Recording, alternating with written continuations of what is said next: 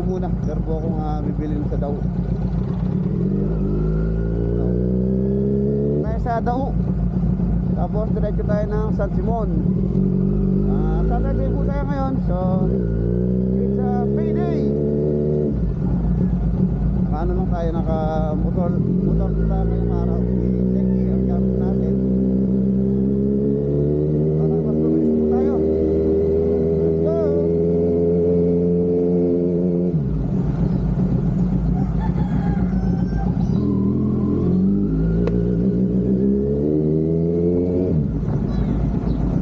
Makulimlim po ang panahon. Sana naman wag tayong abutan ng ulan dahil yun nga, ano lang tayo, motor single. Yan po yung kalaban namin mga motorcycle, ang ulan. Hindi baling mainit, wag lang umulan.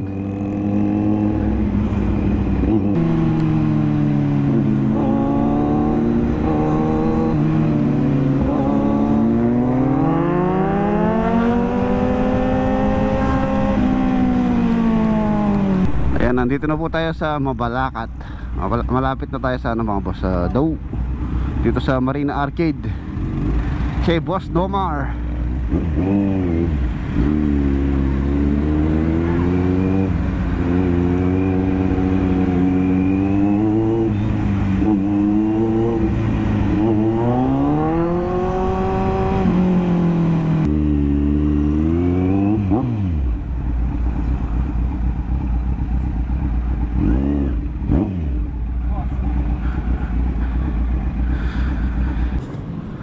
Boss Alvin, shout out. Good morning. Ayan na, okay na mga boss, nakabili na tayo ng kailangan natin. So diretso na po tayo sa San Simon ngayon. Boss, muna na ako. Thank you. Okay, let's go. Time check, alas 8 ng umaga.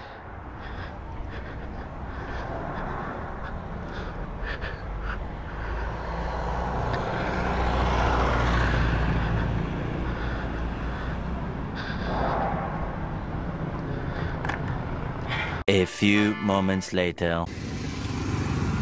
Ayan, nandito na tayo sa San Simon.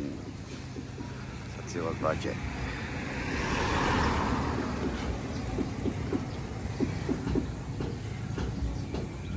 Medyo ano na po, lumilinis na siya. Konti na lang. Ongoing yung tiles doon. Tapos dito nga, dito sa wall na to, susukatin natin yan para makuha natin yung area nya. Kung lang yung square meter yan, kaklading pa po yan. Meron tayong ilalagay na cladding doon sa pinaka ano na yan, wall na to, pa-eskwala. Yung binili natin sa Dao kanina, yung pong materials na kailangan namin dito sa TV console na pinafabricate natin, ilaw po yun. Ayan, kailangan kong bilhin para maano na rin yung sukat nya, may abang na rin. Ayan. Ongoing yung tiles installation, yung pintura, yung gate, yung stainless gate, pinafabricate na rin.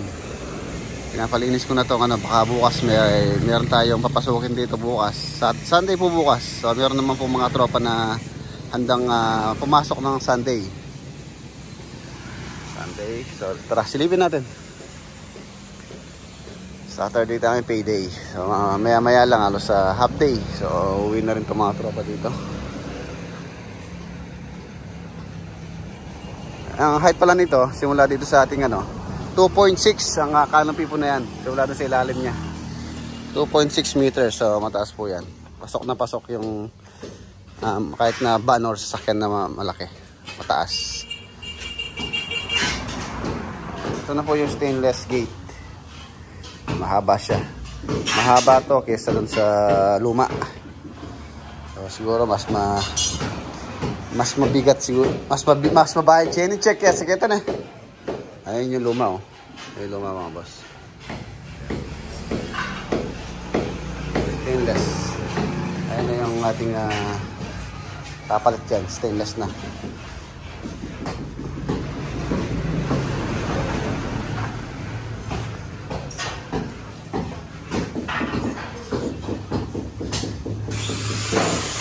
Para ma-ayos na rin po rito, kailangan matanggal na to. malagay yung mga dapat lagay ito railing, tapos yung kanyang pinaka step papunta doon sa service gate, yung driveway para maayos.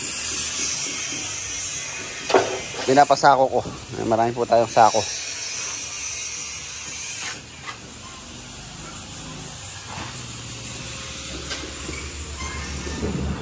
Ayan yung ano, ayan yung layout natin sa TV console kapon. Ito yung pinaka ano niya, kung saan i-mount yung TV. Gumamit tayo dyan ng 3/4 na plywood.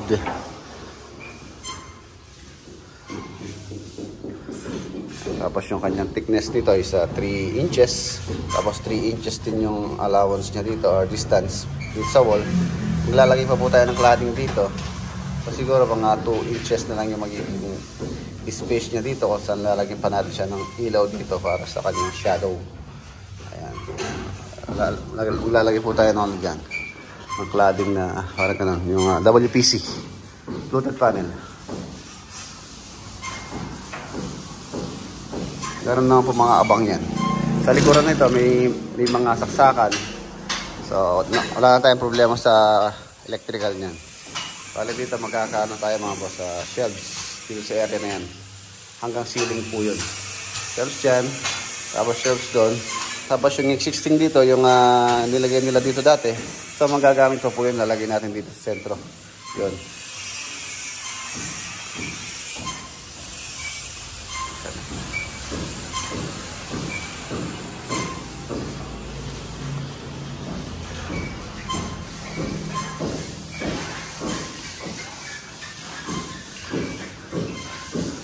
Ongoing. Tapos yung mga pintuan po na to, halos papalitan po natin yan. Ongoing na po yung ano yan, yung mga ginagawa na yung mga pintuan. Baka next week siguro matapos na yun.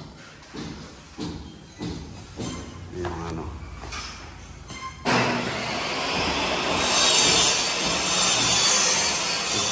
So, pinipilis na di parang din to.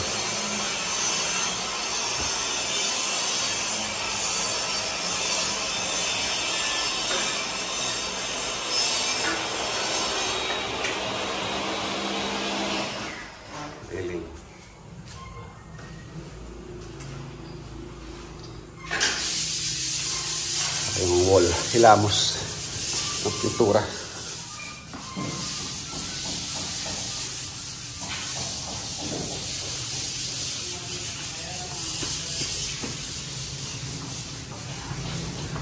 Dito naman tayo sa mga nagka-tiles.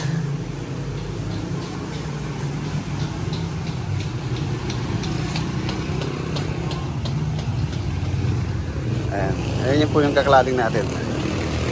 Pakating ko na rin siya para makukoko yung area niya kung anong tiles yung ating magagamit dyan.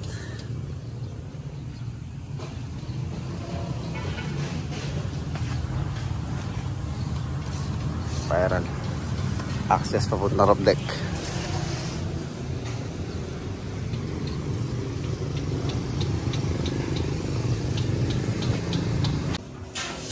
Ayan, sa mga stainless pa lang mga boss, ang gamit nating pang welding dyan is ito.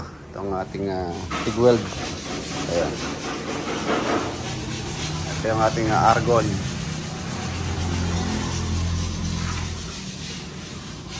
Ayan. 2x3 tapos 1x1 po yung kanyang materials. Tapos yung sa ilalim niya meron tayong lalagay na panel. Ayan yung spacing niya, alas nasa 9 cm yung spacing niya. Simula dito sa 1x1. Ayan.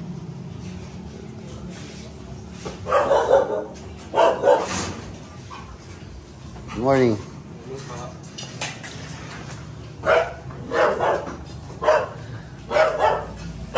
Sliding. Slide po siya doon.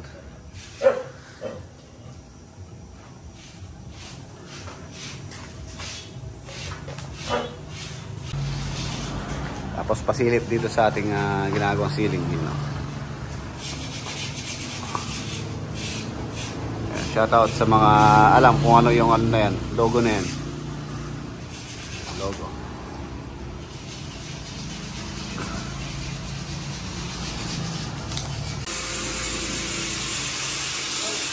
Logo po yan ng sikat na brand ng sasakyan. Yan po yung gustong ano ni Kuya Herman. Design ng kanyang ceiling. Yan, for sure yung mga subscriber natin na mahilig sa sasakyan, alam po nila yung logo na yan.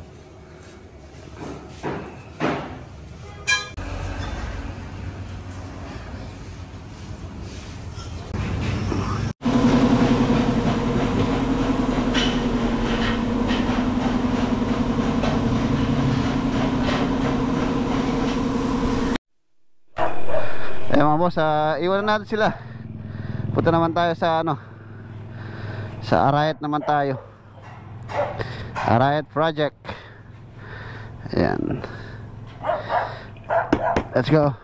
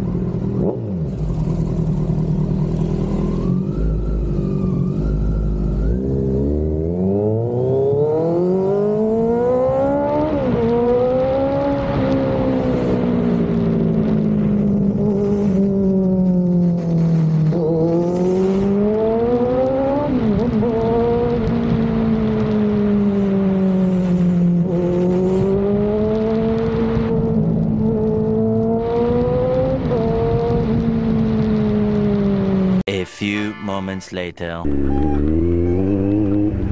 Ayan na, nandito na po tayo sa Arayat project.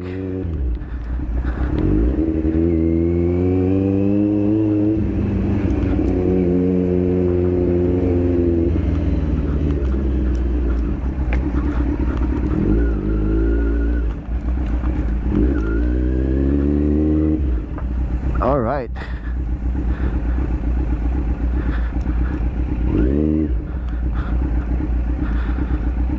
Ay, dito tayo sa malilim. Kilua. Anak ni Basal. Yan, dito na siya ano, lumaki.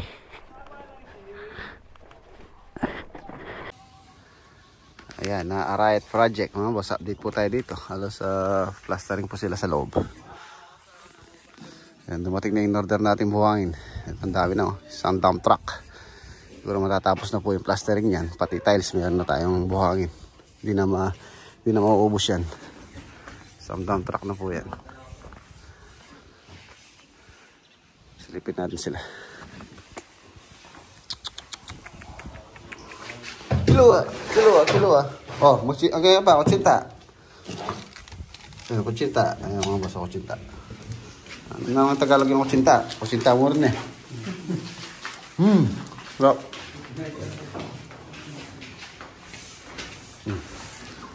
Ayos na. Ayos yung kanto na lang ng opening ng bintana.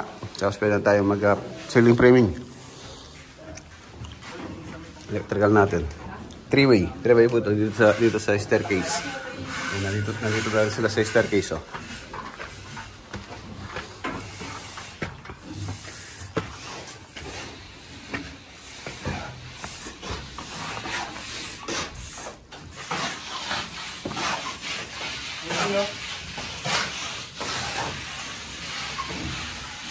Tada.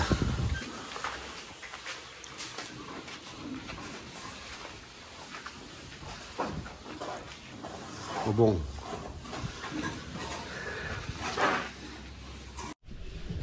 So ayan mga boss, okay na. Binabati ko pala ng maligayang caravan si Auntie Flower. Birthday po niya ngayon. And happy birthday po Auntie Flower. Sana po magpalakas kayo. Sana rin marami pang birthday ang dumating po sa inyo. Happy birthday po muli. Shoutout din kay Maring Maria Dayao. Okay. Mga boss, let's go.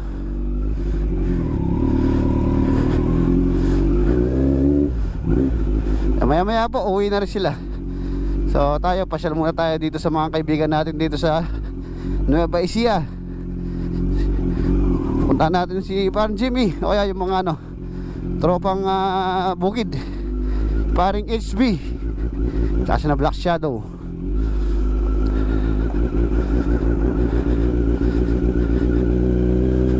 Let's go.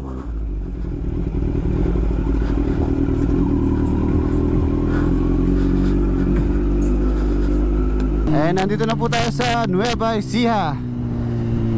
Silipin ko rin yung binlag ni Paring Jimmy dito na ano, for sale na ano, property.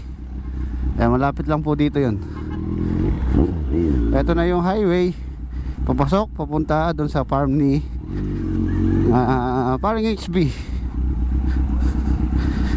Ayan, nasa 100 meters daw eh. Gawing kanan yun. Tatandaan ko may aratilis dyan sa may harapan. Silipin natin kung pwede. Ito ba yan? Ay, hindi to. Ito, ayan, ayan mga boss. Ayan yung lote. May bahay. Ayun po yung for sale. 160 yata asking nung ano, nung owner. Uwi na raw sa probinsya kaya binebenta na po nila.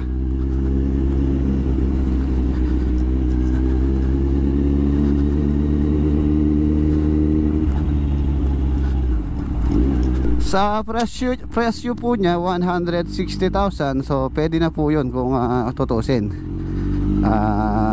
Yung meron na siyang bahay. So mamaya silipin ko rin kung may pagkakataon tayo. Puntaan natin kung pwedeng ano lang yung bahay, renovate.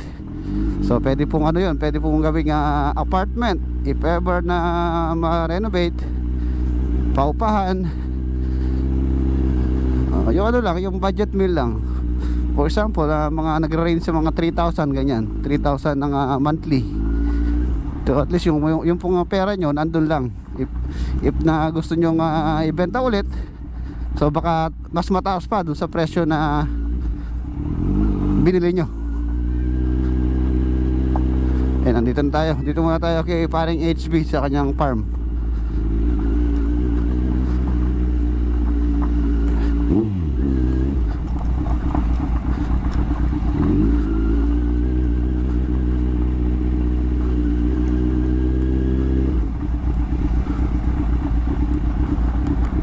Ito yun, wow. Sniper, ayun kaya to, ang ganda. Sniper 150.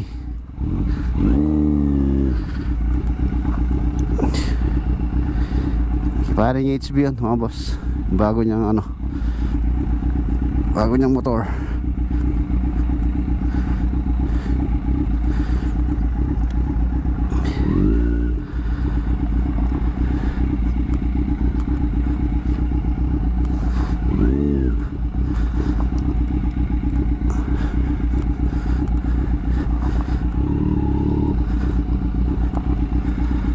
Ayun o, parang HP.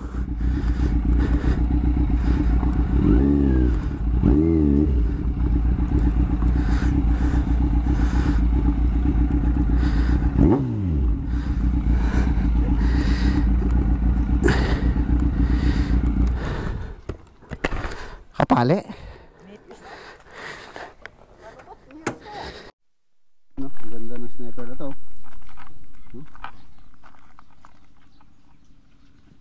Pinaano na po niya. Ceramic pa rin, no? Ceramic coating ba yun? Ano, parang graphene coating ang tawag mo. Graphene. Graphene. Sa atin, papaganyan din natin yun. Para maano din, hindi rin masyadong luma.